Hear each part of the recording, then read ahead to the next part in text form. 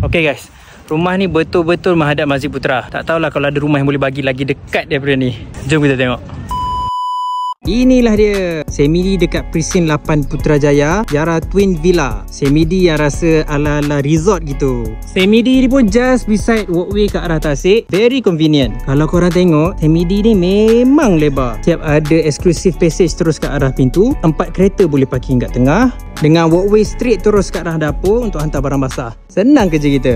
Masuk-masuk je you guys patut boleh dapat Koi Pond punya area lah. Tapi dah penuh dengan barang warna pula.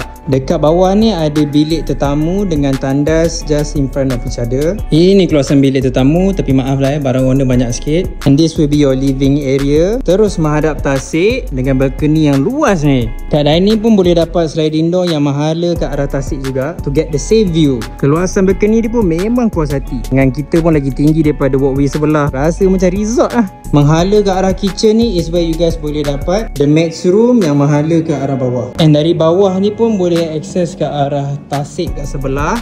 Jom kita jalan.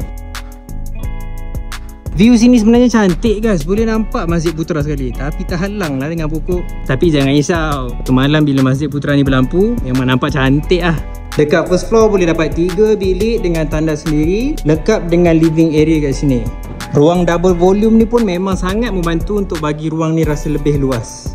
Jom kita tengok master bed. Dah lah besar. Siap ada walk-in wardrobe punya ruang ni memang luas lah. Tandas dia siap 2 pintu guys. Boleh main cak-cak dah dengan isteri. And this is what you can get dekat master bedroom ni.